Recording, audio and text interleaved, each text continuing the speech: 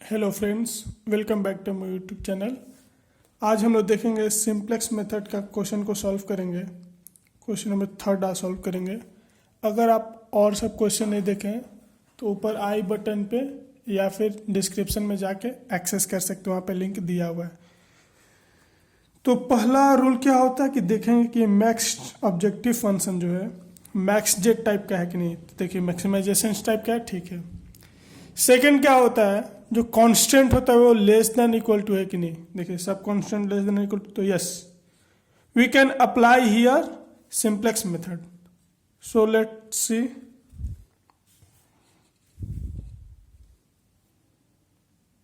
सो सबसे पहले इक्वलाइज करेंगे, इक्वलाइजेशन, ठीक है। तो क्या होगा, x1 plus 2x2 plus x3 plus s1 जो स्लैग वेरिएबल होता है 430, सेकेंड 3x1 प्लस 2x3 प्लस s2 equal to 460, x1 plus 4x2 plus s3 equal to 420। क्या हो जाएगा, x1 x2 x3 s1 s2 s3 must be greater than equal to 0। तो ये अब देखेंगे कि ऑब्जेक्टिव फंक्शन कैसा होगा in term of slack variable. तो क्या हो जाएगा, max Z equal to 3x1 plus 2x2 plus 5x3 plus 0 into x1 plus 0 into x2 plus 0 into s3, ठीक है।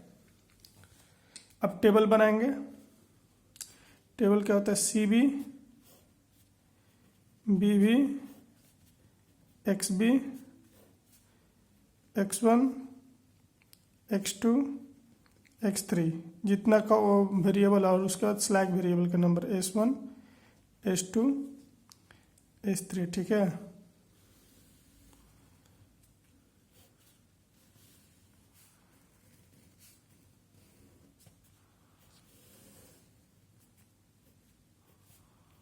यहाँ सी जे होता है, सी जे क्या होता है, कॉफिशिएंट ऑफ ऑब्जेक्टिव फंक्शन 3 2 5 0 0 0, ठीक है।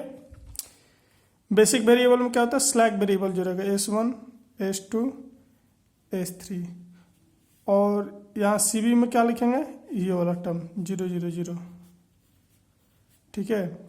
एक्सपी में क्या फिल करते हैं, राइट साइड ऑफ कॉफिशिएंट 430 460 420। अब यहाँ ये सब वैल्यू कॉफिशिएंट का वैल्यू फिल कर देंगे, यहाँ 1 2 1 1 0 0, ठीक है। 3 2 0 0 1 0, ठीक है। यहाँ हो जाएगा 1 4 0 0 0 1। अब जेड जे निकालेंगे। जेड जे क्या होता है, this into this plus this into this plus this into this. ऐसे ही x2 के लिए करेंगे, x3 के लिए करेंगे, इस सब के लिए करेंगे। तो इसके लिए करेंगे तो 0 0 0 0 0 0। जेड जे माइनस सी जे, ये आपका -3 -2 -5 0 0 0। अब आती है बारी हमको की कॉलम के लिए। क्या आती है, की कॉलम के लिए। तो की कॉलम के लिए हम लोग क्या करते हैं, की कॉलम के लिए सबसे most negative element of Z J minus C J, Z J तो मोस्ट निगेटिव क्या है, दिस है।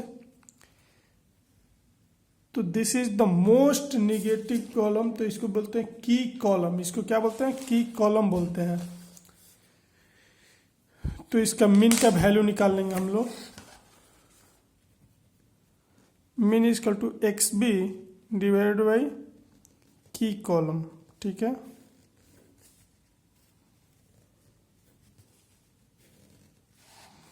देखिए ये 430 डिवाइडेड बाई 1,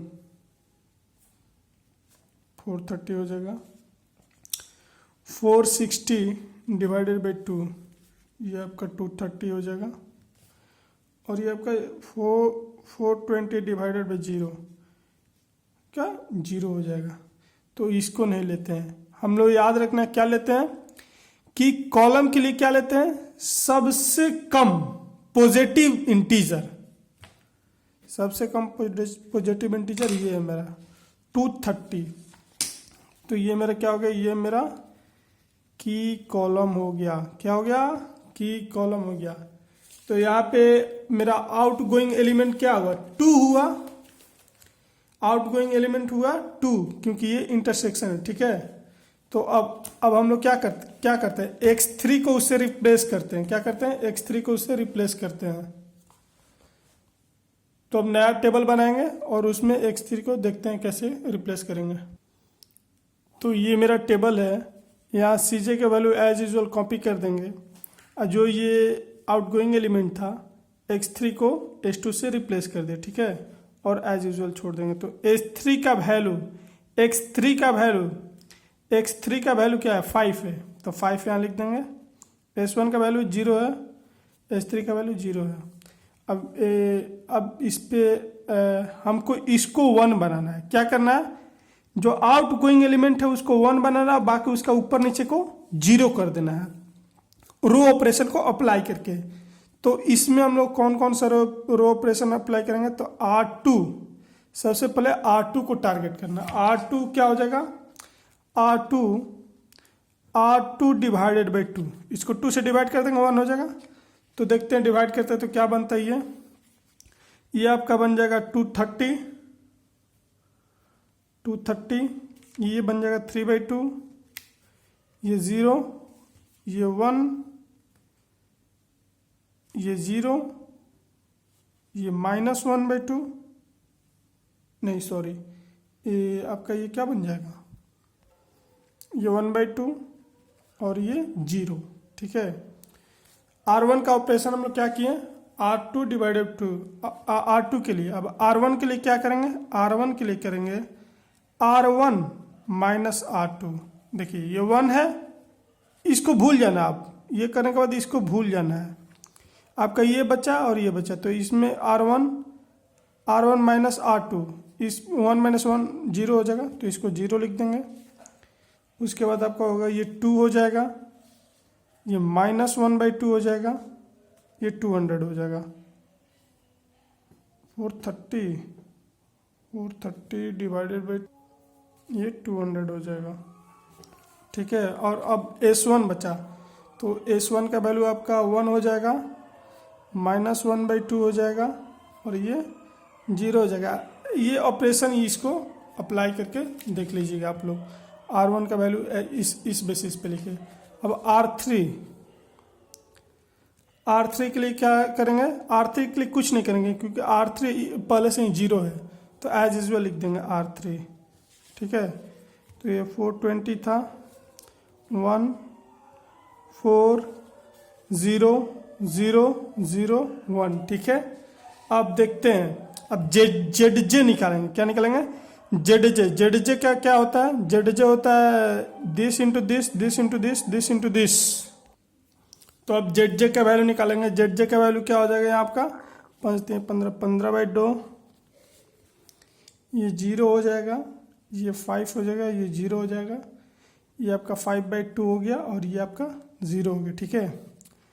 आप निकालेंगे जेड माइनस CJ, इसको इससे माइनस करेंगे तो ये क्या होगा आपका 4.5 होगा, -2 0, इसको करेंगे तो 0 5/2 0, ठीक है। तो फिर से हमको वहीं ऊपर वाला स्टेप ही फिर से करना पड़ेगा। तो यहाँ मोस्ट निगेटिव एलिमेंट ये है, तो आपका ये आपका की कॉलम हो जाएगा, की कॉलम हो गया। अब की रोज निकालने के लिए हमको क्या करना पड़ता है, मिन निकालना पड़ता है ना। Min equal to XB divided by key column.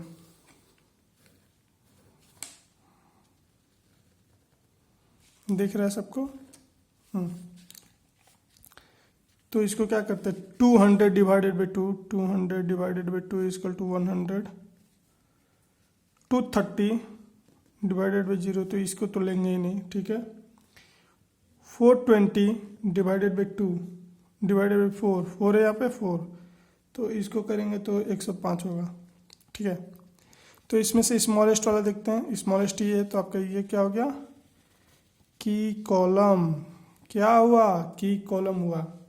तो अब देखते हैं इसको, तो अब फिर से टेबल बनाएंगे और देखेंगे कि क्या होता है उस टेबल में, क्या फिल करेंगे। तब देखते हैं इस टेबल को फिल कैसे करते हैं। तो ये आउट गोइंग एलिमेंट है मेरा 2, इसके ऊपर क्या वैल्यू है x2, तो x2 को s1 से रिप्लेस कर देंगे, तो ये हो जाएगा x2 x3 s3, ठीक है। और इसका करस्पॉन्डिंग वैल्यू जो होता है cj का 325,000, तो 2 का करस्पॉन्डिंग 2 है, 3 के करस्पॉन्डिंग 5 है, 0, ठीक है। उसके बाद इसको हमको 1 करना है, तो 1 करना है तो इसको हमको 2 से डिवाइड करना होगा, इसको 1 करना है तो हमको 2 से डिवाइड करना पड़ेगा। तो हम यहाँ पे R1 का ऑपरेशन करेंगे, R1 डिवाइडेड बाई 2, तो मेरा क्या हो जाएगा, ये तो 1 हो गया वैल्यू, ये हो जाएगा 200 तो 100 हो गया, ये माइनस 0.25 आ जाएगा, ये आपका 1 हो गया, सॉरी ये आपका 0 हो जाएगा, ये 1/2 और ये माइनस 0.25 और ये आपका 0 हो जाएगा। फिर R2 में, R2 के लिए क्या ऑपरेशन परफॉर्म करेंगे, R2 के लिए क्या ऑपरेशन, यहाँ 0 है तो इसको कोई ऑपरेशन नहीं, R2 एज यूजल लिख देंगे एज इट इज, जैसे है 230 3 डिवाइडेड बाई 2 0 1 0 1/2 0।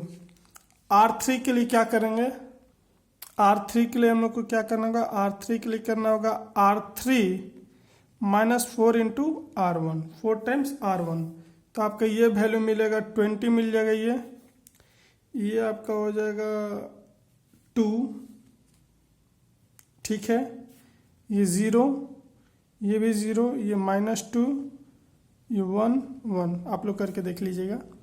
जेड निकालेंगे हम, जेड का वैल्यू हो जाएगा 7 2 5 1 2 0, जेड माइनस सी निकालेंगे 4 0 0 1 2 0। तो अब हम लोग यहाँ देखेंगे कि here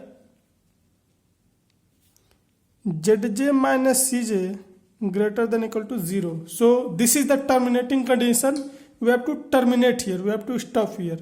the corresponding value of x1 नहीं है तो उसको 0 पुट कर देंगे, x2 is equal to 100, x3 is equal to 230। तो अब ऑब्जेक्टिव फंक्शन देखेंगे कि क्या बनेगा। ऑब्जेक्टिव फंक्शन क्या था मेरा, ऑब्जेक्टिव फंक्शन ये था, तो ये हो जाएगा max Z 3 into x1 plus 2x2 plus 5x3, value put कर देंगे, ये 0 हो जाएगा, 2 इंटू 100 हो गया, 5 इंटू 230 हो गया, तो ये आपका टोटल मिलके 1350। This is our answer. So if you like this video then please subscribe my channel and see you in next video. Bye bye.